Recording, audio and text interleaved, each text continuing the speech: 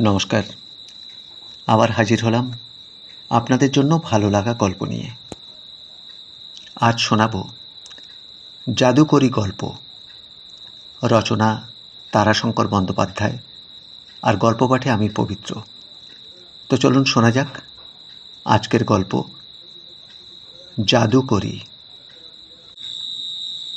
শরতের নির্মল জলভরা বায়ু হিল্লোলিত দিঘিতে কলরব করিয়া যেন একদল বালিহাঁস আসিয়া পড়িল।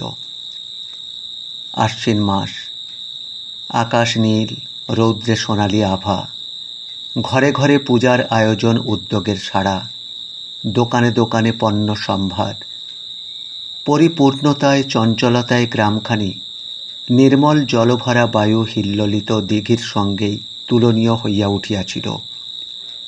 আর তাহারই মধ্যে বালিহাঁসের মতোই কলরব করিয়া আসিয়া পড়িল 10-12টি বাজিকরের মেয়ে ও জনচারেক বাজিকর পুরুষ।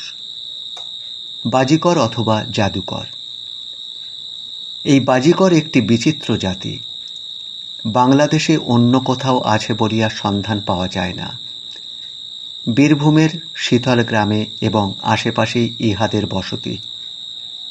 বেদে নয়, তবু যা বরত্বে বেদেদের সঙ্গে খানিকটা মিল আছে।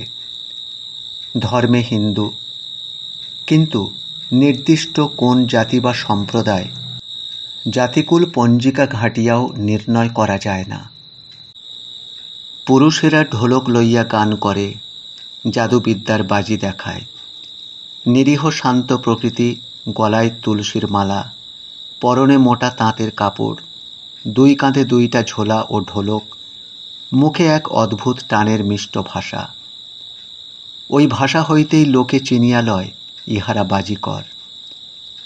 কিন্তু মেয়েরা পুরুষ হইতে সম্পূর্ণ স্বতন্ত্র। ইহারা বিলাসিনীর জাতি। কেশে বেশে বিন্যাস তাহাদের অহরহ। রাত্রে শোইবার সময়ও একবার কেশ বিন্যাস করিয়া লয়। প্রভাতে উঠিয়া প্রথমেই বসে চুল বাঁধিতে। পরনে শৌখিন পাড় শাড়ি, হাতে 1 হাত করিয়া কাচের রেশমি অথবা গিল্টির চুড়ি, গলায় গিল্টির হার, উপর হাতে তাগা অথবা বাজুবন্ধ, নাকে নাকছাবি, কানে আগে পরিত সারিবন্দি মাকড়ি। এখন পরে গিল্টির ঝুমকা, দুল প্রভৃতি আধুনিক ফ্যাশনের কর্ণভূষা। কাঁকালে থাকে একটা গোবর মাটিতে লেপন দেওয়া বিচিত্র গঠনের ঝুড়ি।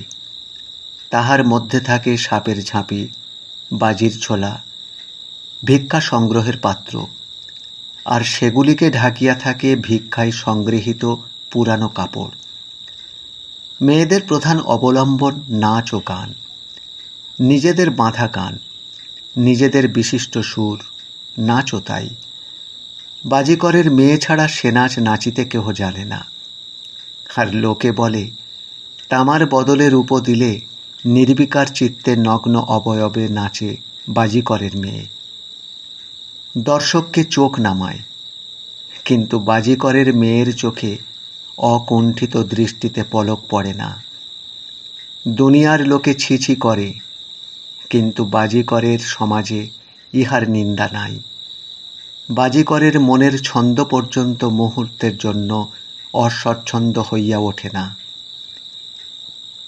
গ্রামে ঢুকিয়া তাহারা ছড়াইয়া পড়ে। দল বাঁধিয়া উহারা ভিক্ষা করে না। দল তো দূরের কথা, স্বামী স্ত্রীতে একসঙ্গে কখনো গৃহস্থের দুয়ারে গিয়া দাঁড়ায় না। কই গো, ভিক্ষা দাও মা রানী, চাঁদ বদনী, স্বামী সোহাগী, রাজার মা, দাও। মুখুজ্জে গিন্নি তরকারির বঁটিতে বসিয়া আনাজ কুটিতেছিলেন। চোখের কোণে 2 ফোঁটা জল টলটল করিতেছিল। সম্মুখে বসিয়াছিল কন্যা রমা। বিষণ্ণ নতমুখে সে নখ দিয়া মাটি খুঁটিতেছিল অকারণে। গিন্নি বিরক্ত ভরে বলিলেন, ওরে, ভিক্ষে দিয়ে বিদায় করত। পুজো এলো, আর এই হলো বাজিকরদের আমদানি, দে। রমা বা গিন্নি কোনো কথা বলিল না।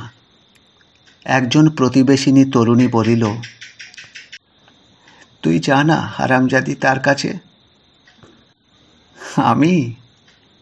তবে রেল ভাড়া দাও, ঠিকানা দাও, চিঠি লিখে দাও, আমি আজই যাব। বরং নিয়ে আসবো নাকি দড়ি দিয়া বেঁধা রমা দিদির দরবারে? মরণ, ও পাড়ায় যেতে আবার রেল ভাড়া লাগে নাকি? গালে হাত দিয়া মেয়েটা সবিস্ময়ে বলিল, মা, গায়ে গায়ে বিয়া লাগি? হ্যাঁ, ঢং করছে দেখো, কিছু জানিস না নাকি? কি করার জানবো দিদি, আমরা ফিরেছি তো দেশে 3 দিন হলো। বাজিকরের জাত ভিক্ষা করিয়া দেশে বিদেশে ঘুরিয়া বেড়ায়। যাযাবর সম্প্রদায়ের মতো গৃহহীন নয়, ভূমিহীন নয়, ইহাদের ঘর আছে। প্রাচীনকাল হইতে নিষ্কর জমিও ইহারা ভোগ করে, কিন্তু তবুও ভিক্ষা করিয়া ঘুরিয়া বেড়ায়। পূজার পূর্বে দেশে আসে, পূজার পর বাহির হয়, আবার ফেরে ফসল উঠিবার সময়। ফসল তুলিয়া জমিগুলি ভাগ চাষে বিলি করিয়া আবার বাহির হয় নীল সংক্রান্তি অর্থাৎ চৈত্র সংক্রান্তির গাজন উৎসবের পর। গাজন ইহাদের বিশেষ উৎসব। মেয়েটি বলিল, ও পাড়ার বাড়ুজ্যে বাড়ির দেবুকে জানিস? চোখ দুইটি বড় বড় করিয়া বাজি করি বলিল, খোকা বাবু, কলকাতায় কলেজে পড়ে, টকটকে রং, শিব ঠাকুরের মতো ডুলু ডুলু চোখ, ললছা পরা বাবুটি? হ্যাঁ হ্যাঁ হ্যাঁ। মা গো, আমি কোথা যাব গ?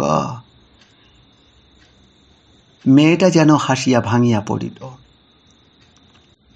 বলিল,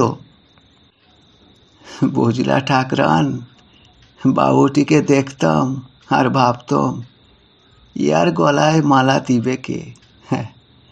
আর রমা দিদিকে দেইখা ভাবতাম লক্ষ্মী ঠাকরনটি কার গলায় মালা দিবে? গভীর একটা দীর্ঘ নিঃশ্বাস ফেলিয়া মুখুজ্জে গিন্নি বলিলেন, তুই থাম বাবু, আদিক্ষেত আর করিস নে। কপালে আমার আগুন লেগেছিল, তাই ওই ঘরে বরে আমি বিয়ে দিতে গিয়েছিলাম। কেনে মা? মেয়েটা চকিত হইয়া উঠিল। চারিদিকে সকলের মুখের দিকে সে একবার চাহিয়া দেখিল। সকলেরই মুখ গম্ভীর হইয়া উঠিয়াছে। রমা দাঁড়াইয়া আছে দূরে নত মুখে। না দেখিয়াও চতুরা বাজি করি বুঝিয়া লইল রমার চোখে জল ছলছল করিতেছে। ক্ষত সন্ধানী মক্ষিকার মতো মেয়েটা ব্যগ্রতায় চঞ্চল হইয়া উঠিল। মুখুজ্জেরা অবস্থাপন্ন লোক। গ্রামখানি বেশ বড়। গ্রামের চেয়ে ছোট শহর বলিলেই ঠিক হয়। ব্যবসা বাণিজ্যের কল্যাণে দিন দিন বড় এবং শহরের স্মৃতিই সমৃদ্ধ হইয়া চলিয়াছে। অবস্থাপন্ন ব্যবসাদারও কয়েকজন আছে, কিন্তু তবুও মুখুজ্জেরা অবস্থাপন্ন বলিয়া খ্যাতি আছে। রমা পিতামাতার একমাত্র সন্তান। শ্রীমতী মেয়ে বাপ মায়ের আদরের দুলালি। মেয়েকে চোখের আড়াল করিতে পারিবে না বলিয়াই গ্রামে বিবাহ দিয়াছে। ঘর জামাইকেও মুখুজ্জে কর্তা ঘৃণা করেন। ও পাড়ার বাড়ুজ্জেরা এককালে সম্ভ্রান্ত সঙ্গতিপন্ন ঘর ছিল। এখন শুধু সম্ভ্রম আছে, সঙ্গতি নাই। এই বাড়ুজ্জেদের দেবনাথ ছেলেটি বড় ভালো, সুরূপ, সুন্দর ছেলে। বিএ পাশ করিয়া এমএ পড়িতেছে। এই ছেলেটির সঙ্গে মুখুজ্জেরা রমার বিবাহ দিয়াছেন। ক্ষেতের কলামূলা হইতে রান্না করা তরকারি পর্যন্ত যাহা নিজেদের ভালো লাগিবে তাহাই মেয়ে জামাইকে পাঠাইয়া দিবেন। মেয়ে একবেলা থাকিবে শ্বশুর বাড়িতে, একবেলা থাকিবে বাপের বাড়িতে, এই ছিল তাহাদের কল্পনা। কিন্তু বিবাহের পর এইখানেই বিরোধ বাধিয়াছে। বনিয়াদি বাড়ুজ্জেরা কলা মূলা রান্না করার তরকারি উপঢৌকনে অপমান বোধ করিয়াছেন। তাছাড়া বধূর একবেলা এখানে আর একবেলা ওখানে থাকাও তাহারা বরদাস্ত করিতে পারেন নাই। বাদ প্রতিবাদী চলিতেছিল। একদিন অকস্মাৎ রমাই সেটাকে বিবাদে পরিণত করিয়া তুলিল।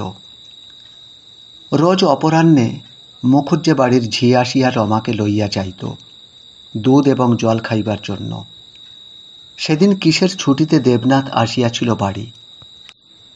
রমার শাশুড়ি আপত্তি তুলিয়া বলিয়াছিলেন, দেবু বাড়ি এসেছে বৌমা, আজ আর যাবে না। পরক্ষণেই দীর্ঘদিনের সঞ্চিত বিরক্তি প্রকাশ করিয়া তিনি বলিলেন, আর রোজ রোজ কচি খুকির মতো দুধ খেতে যাওয়াই বা কেন? হ্যাঁ, গরিব বলে কি দুধও খাওয়াতে পারি নে আমি আমার বেটার বউকে? আর তুই বলিস একটা পাড়া অন্তর রোজ আমার বেটার বউ আমি পাঠাবো না। ঝিটা কিছুক্ষণ চুপ করিয়া থাকিয়া বলিয়াছিল, বলছিলুম মা, আজকের মতো পাঠিয়ে দেন, আজ খাবার দাবার করেছেন অনেক কিছু। না না, ও যাবে না।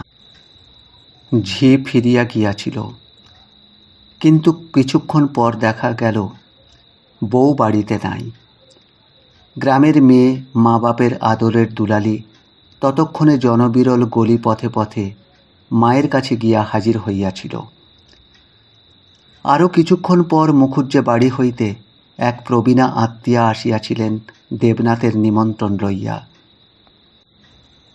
বলে, কই গো দেবুর মা, দেবুরাজ ও বাড়িতে নেমন্তন্ন।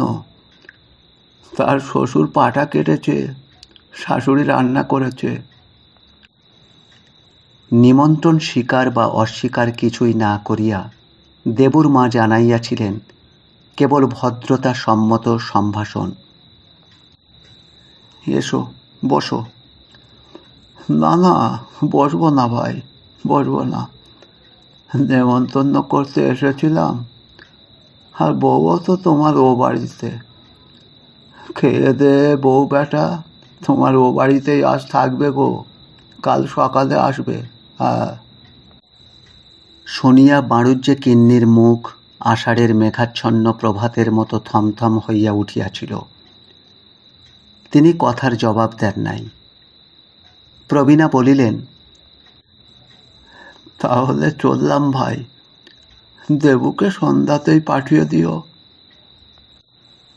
দেবুকে কথাটা বলে যাও। সে কি, তোমাকে? হ্যাঁ, বেটার শ্বশুর শাশুড়ির কথাতেও আমি নাই, বউয়ের কথাতেও আমি নাই। দেবনাথ রাত্রে যায় নাই। সেও বধূর এই আচরণে ক্ষুব্ধ না হইয়া পারে নাই। শ্বশুর শাশুড়ির এই প্রশ্রয়পূর্ণ ব্যবহারও তাহার ভালো লাগে নাই। তাহার উপর ক্ষুব্ধ মাকে উপেক্ষা করিয়া এই নিমন্ত্রণ রক্ষার কোনো উপায়ই তাহার ছিল না। ঝগড়ার সূত্রপাত এইখানেই। দেবনাথের মা বলিলেন, বধূর পিতামাতাকে কন্যা লইয়া অপরাধ স্বীকার করিয়া এ বাড়িতে দিয়া যাইতে হইবে। ওদিকে রমার মা বলিলেন, দেবনাথ নিজে আসিয়া রমার অভিমান ভাঙাইয়া তাহাকে লইয়া যাইবে, তবেই তিনি কন্যাকে পাঠাইবেন। উপেক্ষিতা রমা নাকি সেদিন কাঁদিয়াছিল। ধীরে ধীরে সেই বিবাদ কঠিন পরিণতির দিকে অগ্রসর হইয়া চলিয়াছে। দেবনাথ স্ত্রীকে চিঠিপত্র পর্যন্ত লেখে না। দেবনাথের মা আস্ফালন করেন, আবার তিনি ছেলের বিবাহ দিবেন। ভাদ্র, আশ্বিন, কার্তিক, এই অকাল কয় মাসের অপেক্ষা মাত্র। রমার মাও ইহাতে ভয় পান না। তিনি কন্যার জন্য দালান কোঠার প্ল্যান করেন। ইদানিং তিনি খোরপোশ আদায়ের আর্জি পর্যন্ত মুসাবিদা করিতে শুরু করিয়াছেন। ভরসা কেবল দুই পক্ষের পিতা। মুখুজ্জে কর্তা ব্যবসা বাণিজ্য মহাজনী লইয়া ব্যস্ত, আর বাণুজ্যে কর্তা আজীবন মাস্টারি করিয়াছেন। এখন রিটায়ার করিয়া তিনি আজও পড়াশুনো লইয়া ব্যস্ত। তিনি ইতিহাসের মাস্টার। ভাঙা মূর্তি, পুরনো পুঁথি সংগ্রহ করিয়া গ্রামান্তর ঘুরিয়া বেড়ান। দুই পক্ষের গিন্নি তার স্বরে চিৎকার করিয়াও এই অপদার্থ মানুষ দুইটাকে সচেতন করিতে পারেন না বলিয়া মধ্যে মধ্যে কপালে করাঘাত করেন। বাজি করি খিলখিল করিয়া হাসিয়া সারা হইল। মুখুজ্জে গিন্নির প্রতিবেশিনীর বাড়িতে বসিয়া কথা হইতেছিল। প্রতিবেশিনী বিরক্ত হইয়া বলিল, মরণ, এতে আবার হাসি কিসের রে? হাসি নাই গো, হাসি নাই। ছাগলের লড়াই দেখেছ ঠাকরন? হ্যাঁ, এই হাসি তামাশা পরের কথা, রাখ। এখন আমি যা বললাম তার কি বল? বাজি করি তাহার দিকে চাহিয়া বলিল, তোমার হাতে যোগবশের ওষুধ খাটবে নাই ঠাকরন। মেয়েটি বশীকরণের ঔষধ চায়। সবিষয়ে সে বলিল, খাটবে না কেন? আহা, রাগ করো নাই ঠাকরন, তুমি বড় ময়লা থাকো। আমার ওষুধ নিতে হলে তোমাকে পরিষ্কার হতে হবে কিন্তু। কেন? আমি তো রোজ চান করি। স্নান করার লয় ঠাকরন, স্নান করা লয়। পরিষ্কারের অনেক কারণ আছে। তোমাকে কাপড় পরতে হবে, কেশ বিন্যাস করতে হবে, ডলকো করে চুল বাঁধবা, কপালে সিন্দুরের টিপ পরবা, গায়ে গন্ধ দিবা, আলতা পরবা, আর খোপাতে ফুল পরবা, আর সেই ফুল কর্তার হাতে দিবা। ভাইবা দেখো, এসব পারো তো এলাচ আনো, আমি মন্তর দিয়া পড়ে দিই। স্থির দৃষ্টিতে বাজি করির দিকে চাহিয়া থাকিয়া মেয়েটি বলিল, ও, আমি পারবো। তবে আনো, ইলাচ আনো, ছোট ইলাচ, দারচিনি, বড় ইলাচ। মন্তর পড়ে দিব, তাই দিয়া মোটা খিলি করে পান সাজবা, নিজে খাবা, খেয়ে কর্তাকে দিবা।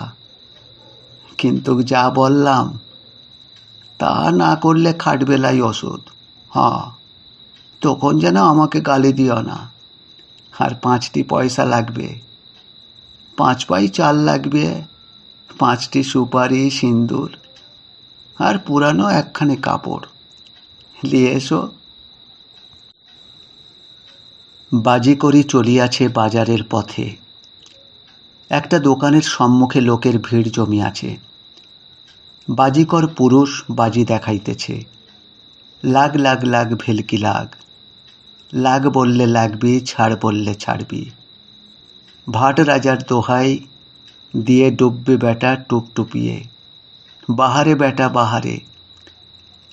একটা বাটির জলে একটা কাঠের হাঁস ক্রমাগত ডুবিতেছে আর উঠিতেছে। হাহা বেটা, আর ডুবিসলা, সর্দি লাগবে, জ্বর হবে। অমনি হাঁসটা ডোবা বন্ধ করিল। এইবার আমার কাঠের হাঁস, শোনো আমার কথা। খিদে চলছে পেট, ঘইরা পড়ছে মাথা।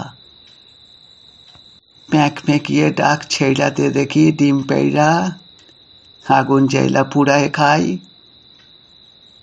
বলিয়া একটা ঝুড়ির ভিতর কাঠের হাঁসটাকে চাপা দিয়া বাজিকর বোল আওড়াইয়া একটা হাড় ঝুড়িটাকে ঠেকাইয়া দিল। তারপর ঝুড়িটা উঠাইতে দেখা গেল কাঠের হাঁসটি জীবন্ত হইয়া উঠিয়াছে। সে ঠোঁট দিয়া পালক খুঁটিতেছে, আর তাহার পাশে একটা ডিম। দর্শকের দল আনন্দে বিস্ময়ে হৈ হৈ করিয়া উঠিল। ছোট ছেলের দল হাততালি আর থামে না। বাজি করি মৃদু হাসিতে হাসিতে তাহাকে অতিক্রম করিয়া চলিল। এই বাজকরণী, এই। থানার বারান্দায় বসিয়াছিল কয়েকজন পুলিশ কর্মচারী, আর 3 জন ভদ্রলোক চেয়ারে বসিয়াছিল। জন কয়েক বসিয়াছিল বারান্দায়। উহাদের মধ্যে একজন ডাকিল, এই বাজকরণী, এই, বাজি করি আসিয়া কাঁকালের ঝুড়িতে নামাইয়া ভূমিষ্ঠ হইয়া প্রণাম করিল, বলিল, পেন নাম দারোগা বাবু, পেন নাম। তোর নাচ দেখা দেখি। এই বাবু তোদের নাচ দেখেন নাই, দেখবেন। বাজি করি দেখিল তাহার চেনা বড় দারোগা ও ছোট দারোগার পাশে নূতন একটি বাবু। চতুরা বাজি করির ভুল হইল না। সে মুহূর্তে চিনিল এও এক দারোগা বাবু। গোঁফের এমন জাঁকালো ভঙ্গি, কপালে এমন গোল দাগ, গায়ে এমন হাতকাটা খাকির জামা দারোগা ছাড়া কাহারও হয় না। বড় দারোগাকে প্রণাম করিয়া সে বলিল, আপনি এখান থেকে চইলা যাবেন বাবু? তা হঠাৎ আমাকে বিদায় করার জন্য তোর এত গরজ কেন? হ্যাঁ, আগে নতুন দারোগা বাবু এলেন, তাতেই বলছি। না রে, উনি এখানে কাজে এসেছেন। কাজে? হ্যাঁ, তোকে ধরে নিয়ে যাবে। তোর নামে পরোয়ানা আছে। আমার নামে? হাসছিস যে? তুই হারামজাদিরা পাকা চোর। আগে হ্যাঁ বাবু, কিন্তু দইরা কি করবেন হুজুর? মঞ্জুরির বামাল যে শনাক্ত হয় না। নতুন দারোগা বাবুটি চোখ কপালে তুলিয়া বলিল, ওরে বাবরে। এবার বাজি করি দুই হাত তুড়ি দিয়া আরম্ভ করিল, উর জাগ জাগ জাগিনী খিনা, যার খিনি না। সরু কাপড় নকশি পেড়ে, মাকড়ি চুড়ি গহনা, গোটা পাটা সাপ কাঁটায়, পুঁজি পাটা রয় না। বিদায় হইয়া বাজি করি চলিয়া যাইতেছিল, কিন্তু বারান্দায় উপবিষ্ট কনস্টেবল দলের জন দুয়েক উঠিয়া গিয়া থানার বড় বটগাছটার আড়ালে হইতে তাহাকে ডাকিল। হাসিয়া বাজি করি বলিল, বলো, কি বলছ? এই দেখ, আমাদের আলাদা করে নাচ দেখাতে হবে রে। ও, দেখাবো, কিন্তু ল্যাংটা হয়ে নাচতে হবে। এরা এসেছে ভরতপুর থেকে, দেখবে। মুখের দিকে চাহিয়া বাজি করি বলিল, ও, তা বেশ, একটি টাকা নিব কিন্তু। আরে হ্যাঁ হ্যাঁ, আমি দেব। তুমি ভরতপুরের সিপাই? হ্যাঁ। চোখ দুইটা বড় বড় করিয়া বাজি করি বলিল, তা কিসের লিগে এলে তোমরা? আরে কাজ আছে, পুলিশের কাজ। মেয়েটা ফিক করিয়া হাসিয়া এবার বলিল, ও, কারো মাথা খেতে এসেছো আর কি। কনস্টেবলটিও হাসিল। বাজি করি তাহার গা ঘেঁষিয়া চলিতে চলিতে মৃদুস্বরে বলিল, মানুষটা কে গো মধু? কনস্টেবলটা তাহার মুখের দিকে চাহিল। মদের দৃষ্টিতে বাজি করি তাহারই দিকে চাহিয়াছিল। ঠোঁটের রেখায় রেখায় মাখানো লাস্যভরা হাসি। মেয়েটা সত্যই নাচে সমস্ত আবরণ পরিত্যাগ করিয়া। এতটুকু সংকোচ নাই, কুণ্ঠা নাই। যৌবন লীলায়িত অনাবৃত তনুদেহ, চোখে অদ্ভুত দৃষ্টি। সকলের কলুষ দৃষ্টি তাহার দিকে নিবদ্ধ থাকিলেও তাহার দৃষ্টি কাহারও দিকে নিবদ্ধ ছিল না। কণ্ঠে শুধু মৃদুস্বরে সঙ্গীত। হায় রে মরি গলায় দড়ি, তুমি হরি লাজ দিবা। হায় রে মরি গলায় দড়ি, তুমি হরি লাজ দিবা। তোমার লাজে আমি মরি, নইলে আমার লাজ কিবা। কুল তেজিলাম, মন সাঁপিলাম, কলঙ্কেরই কাজল নিলাম। হায় রে মরি বস্ত্র লিয়া, তুমি আমায় লাজ দিবা। ওর জাগ জাগ জাগিন কিনা। আগন্তুক কনস্টেবলটি একটা টাকাই দিল। খানিকটা পথও তাহাকে আগাইয়া দিল। মেয়েটি বলিল, এইবার এসো লাগর, আর লয়। সিপাহী হাসিয়া বলিল, আচ্ছা, তুমি কিন্তু লোক ভালো লয়। কেন বলো না কথাটা? মেয়েটি ফিক করিয়া হাসিল। আশ্বিনের প্রথম নির্মেঘ নির্মল নীল আকাশে মধ্যাহ্ন ভাস্কর ভাস্বরতম দীপ্তিতে জ্বলিতেছে। বৈশাখের আকাশ প্রখরতর বটে, কিন্তু এমন উজ্জ্বল নয়। বিগত বর্ষার বর্ষণসিক্ত মাটি হইতে সূর্যের উত্তাপে যেন বাষ্পোত্তাপ উঠিতেছে। ঘামে ভিজিয়া মানুষ সারা হইয়া গেল। বাজিকরের দল এখনো ঘুরিয়া বেড়াইতেছে। গৃহস্থের বাড়িতে তাহার আহারের ব্যবস্থা করিয়া রাখিয়াছে। এইবার সেইখানে গিয়া পাতা পাড়িয়া বসিবে। বাড়ুজ্যে বাড়িতে সেই বাজিকরি আসিয়া চাপিয়া বসিল। বসিয়া বলিল, পেশাদ হলো মা ঠাকরুন, বাবুদের সেবা হলো, পড়ল পাতার এঁটো কাঁটা। বাড়ুজ্যে গিন্নি বলিলেন, বস বস, চেঁচাস নে। ছেলে দেবনাথ পান মুখে দিয়া বাহির হইয়া যাইতেছিল। সে বাহির দরজায় ওপাশ হইতে মেয়েটাকে ডাকিল, শোন এদিকে। কাছে আসিয়া ঠুক করিয়া একটি প্রণাম করিয়া মেয়েটা ফিক করিয়া হাসিল। বলিল, আপনকার ভিতরটা পাথরে গড়া। ভ্রু কুঞ্চিত করিয়া দেবনাথ বলিল, কি বলেছিস মাকে? চোখ দুইটা বড় বড় করিয়া মেয়েটি বলিল, মিছা বলেছি তো বেটা বেটির মাথা খাবো বাবু। হ, তুই দেখেছিস? নিজের চোখে গো। বাপ কাঁদছে, মা কাঁদছে, মেয়ের সেই পণ।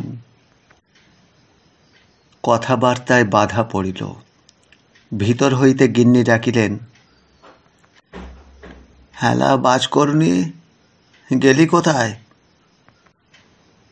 দেবনাথ তাড়াতাড়ি চলিয়া গেল। দেখ, মা ডাকছেন। গিন্নি বলিলেন,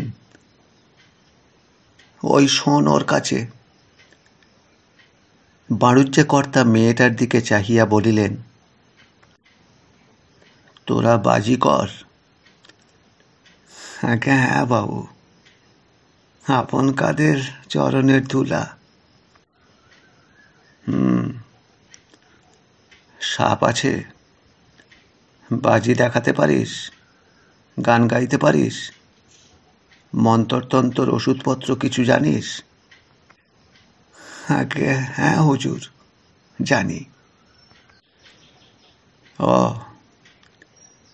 আচ্ছা, ভাট রাজাকে জানিস? ভাট রাজা? বারবার প্রণাম করিয়া মেয়েটা বলিল, ওরে বাপরে, আমাদের দেবতা গো বাবু, মোদের ভগবান। এখনো জমি খাই, দোহাই দিয়ে বাজি দেখাই। কর্তা মৃদু হাসিয়া বলিলেন, ভাট রাজা নয়, বুঝলি? তার নাম হলো ভটদেব ভট্ট। আর তোদের গ্রামের নাম কি জানিস? শীতল গাঁ নয়, সিদ্ধল, সিদ্ধল গাঁ। এদিকে গিন্নি রাগিয়া একেবারে আগুন হইয়া উঠিয়াছিলেন। তিনি বলিলেন, তা বলি হ্যাগা, ওই সব জিজ্ঞেস করতে তোমায় ডাকলাম বুঝি? যত বাজে। আহা, বাজে নয়, বাজে নয়। রাঢ় দেশে সিদ্ধলে ভট্টদেব ভট্ট মহাপ্রতাপশালী রাজা ছিলেন। তিনি, এই দেখো, এইবারে আমি মাথা খুঁড়ে মরব কিন্তু। কর্তা একেবারে হতভম্ব হইয়া গেলেন। মেয়েটারও বিস্ময়ের সীমা ছিল না। শীতল গ্রামের নাম সিদ্ধল, ভাট রাজার নাম ভটদেব ভট্ট। সে বলিল, আচ্ছা কর্তাবাবু, আপনি এত কি কররা জানলা গো? হ্যাঁ। গিন্নি বলিলেন, বৌমার কথা ওকে জিজ্ঞেস করো, ও নিজের চোখে দেখেছে। জিজ্ঞেস আর কি করব, আজই আমি ব্যবস্থা করছি বলিয়া কর্তা চলিয়া গেলেন পড়ার ঘরে। সিদ্ধলে ভটদেব ভট্টের ইতিহাসটাও আজও তাহার অসমাপ্ত হইয়া পড়িয়া আছে। আজ এই বাজিকরিকে দেখিয়া মনে পড়িয়া গিয়াছে। অপরাহ্নেরও শেষ ভাগ। বাজিকরের দল গ্রাম ছাড়িয়া আপন গ্রাম শীতল গ্রামের দিকে চলিয়াছে। গ্রামের প্রান্তে আসিয়া সেই বাজিকরিটা থমকিয়া দাঁড়াইল। সকলকে বলিল, তোরা চল গো, সবরাজপুরের হোতা দাঁড়াস খানিক, আমি এলাম বলে। দলের কেহ কোনো প্রশ্ন করিল না, বলিল, আচ্ছা। হ্যাঁ, ও নটবর, তোর বাজির ঝোলাটা আর ঢোলকটা দিবি? নটবর মুখের দিকে চাহিয়া বলিল, তুই কিন্তু বড় বাড়াবাড়ি করছিস। মেয়েটা উত্তরে কেবল হাসিল। নটবর মুখে ও কথা বলিয়াও ঝুলি ও ঢোলক দিতে আপত্তি করিল না। কাঁকালের ঝুড়িতে কাপড় চাপা দিয়া বেশ করিয়া ঢাকিয়া লইয়া মেয়েটা দ্রুতপদে গ্রামের দিকে চলিয়া গেল। আসিয়া উঠিল ডোমপাড়ায়। ডোমপল্লী এ অঞ্চলের বিখ্যাত চোর ডাকাতের পল্লী। পল্লীর প্রত্যেক মানুষটির রক্তে বিন্দুতে বিন্দুতে অসংখ্য কোটি চৌর্য প্রবণতার বীজাণু যেন কিলবিল করে। ডোমপাড়ায় আসিয়া বলিল, গান শোনবা গো, গান, নাচন দেখো, নাচন। মেয়েটা শশীডোমের বাড়ি আসিয়া ঢুকিল। কাহারও সম্মতির অপেক্ষা করিল না, গান আরম্ভ করিয়া দিল। গান গাহিতে গাহিতে চকিত তীক্ষ্ণ দৃষ্টিতে সে চারিদিকে চাহিয়া দেখিল। সহসা নজরে পড়িল কোঠার জানালায় একখানি মুখ, 22-24 বৎসরের জোয়ানের মুখ। মুখখানা তাহার ভালো লাগিল। গান শেষ করিয়া সে শশীকে ডাকিল, শোনো। কি? ওই উপরে মানুষটা কে গো? শশী ক্রোধে ভীষণ হইয়া উঠিল। মেয়েটি হাসিয়া বলিল, রাগ করছো কেনে? ভালো বলছি, তোমার জামাই, আমি জানি। শশী স্তম্ভিতের মতো মেয়েটির দিকে চাহিয়া রহিল। মেয়েটি বলিল, ভরতপুর থেকে দারোগা এসেছে গো। হ্যাঁ, কাল সকালে তোমার ঘর খানা তল্লাশ হবে, উহার নামে পরোয়ানা আছে। শশী এবার শুকাইয়া গেল। তোমার দুয়ারে সারাদিন নোক মোতায়েন আছে। হ, সাঁঝের পরে ঘর ঘেরাও করবে। দীর্ঘ নিঃশ্বাস ফেলিয়া শশী বলিল, জানি। আমি বলি কি, এক কাজ করো, এই ঢোলক দাও আর এই ঝুলি দাও উয়ার কাঁধে, মাথায় মুখে গামছাটা বেঁধা দাও ফেটা করে। আমার সাথে সাপ আছে, আমি ধরি মুখটা, ও ধরুক লেজটা। তোমরা চেঁচাও সাপ সাপ বললা, আমি উয়াকে লিয়া চইলা যাই। পুলিশের নখ বুঝতে লারবে, ভাববে আমরা বাজিকর। হ গো। বলিয়া মেয়েটা হাসিতে আরম্ভ করিল। সে যেন আকণ্ঠ মদ খাইয়া নেশায় বিভোর হইয়া পড়িয়াছে। বাজিকরি চলিয়াছে, সঙ্গে তাহার নকল বাজিকর। দ্রুত পদে পথ অতিক্রম করিয়া গ্রাম পার হইয়া চলিতেছে। দক্ষিণ পাড়া ভদ্রলোকের পল্লী, পল্লীপথে একখানা পালকি আসিতেছে, সঙ্গে 2 জন লোকের মাথায় বাক্স ও কুটুমবাড়ির তত্ত্ব তল্লাশের জিনিসপত্র। পালকিটা আসিয়া থামিল বাড়ুজ্যে বাড়িতে। পালকি হইতে নামিল বাড়ুজ্যে বাড়ির বধূ, মুখুজ্জে বাড়ির মেয়ে রমা। বাড়ুজ্যে কিন্নি আজই দেবনাথকে পালকি সঙ্গে দিয়া পাঠাইয়াছিলেন তাহার বধূকে আজই সন্ধ্যার পূর্বে মাহেন্দ্র যোগে পাঠাইয়া দিতে হইবে। মুখুজ্জে কর্তার অমত কোনো কালেই ছিল না। মুখুজ্জে গিন্নিও আর অমত করেন নাই। তাহার প্রতিজ্ঞা ছিল দেবনাথ নিজে আসিয়া কন্যার অভিমান ভাঙাইয়া লইয়া যাইবে, তবে পাঠাইবেন। আজ দেবনাথ নিজে লইতে আসিয়াছে, কন্যার অভিমান নাই, সুতরাং সঙ্গে সঙ্গেই তিনি সম্মত হইয়া পাঠাইয়া দিলেন। জামাইয়ের হাত ধরিয়া চোখের জলও ফেলিয়াছিলেন। কাল তিনি বেয়ানের কাছেও আসিবেন। বাপরে, তিনি জামাইয়ের মা, তাহার উপর তিনি গাহিতে পারেন? মেয়ে পাঠাইয়া তিনি কর্তার কাছে চলিলেন, মেয়ে জামাইয়ের পূজার তত্ত্বের ফর্দ লইয়া। মুখুজ্জে গিন্নি কর্তার ঘরে ঢুকিয়া লজ্জায় গালে হাত দিলেন। দেখিলেন তাহার প্রতিবেশীর ঘরের খোলা জানালা দিয়া যাহা তিনি দেখিলেন তাহাতে তাহার লজ্জার অবধি রহিল না। প্রতিবেশিনী মেয়েটি তো খুকি নয়, সে আজ রঙিন শাড়ি পরিয়াছে, ব্লাউজ পরিয়াছে, কেশ বিন্যাসের কি পারিপাট্য, খোঁপায় ফুল। স্বামীর সহিত যাহার দিনরাত ঝগড়া হইত, সে হাসিয়া স্বামীর হাতে পান দিতেছে, আর স্বামীও হাসিতেছে। রমা পালকি হইতে নামিয়া শাশুড়িকে প্রণাম করিয়া নীরবে অপরাধিনীর মতো দাঁড়াইল। শাশুড়ি সেটুকু অনুভব করিয়া সস্নেহে বধূর মাথায় সিঁদুর দিয়া আশীর্বাদ করিয়া বলিলেন, ছি মা, কি সর্বনাশ বল দেখি। হ্যাঁ। রমার চোখ হইতে টপ টপ করিয়া জল ঝরিয়া পড়িল। গিন্নি বলিলেন, যাও মা, আপনার ঘর দেখে শুনে নাও গে, আমি বুড়ো মানুষ, পারবো কেন? তবু যা পেরেছি গুছিয়ে রেখেছি, যাও। গিন্নি কর্তার ঘরের দিকে চলিয়া গেলেন। কর্তা তখন ঘাড় গুঁজিয়া লিখিতেছিলেন। দেখো, কথাটা কিন্তু সত্যি।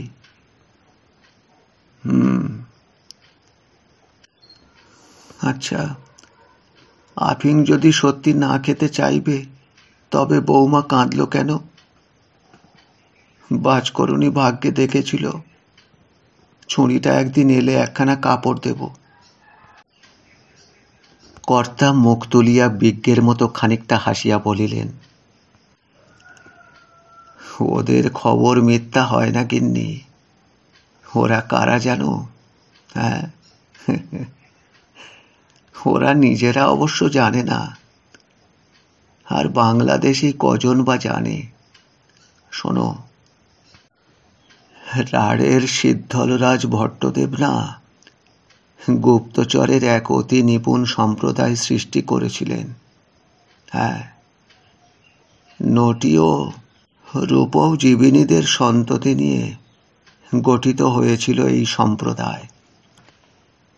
নারী এবং পুরুষ উভয় শ্রেণী গুপ্তচরের কাজ করত।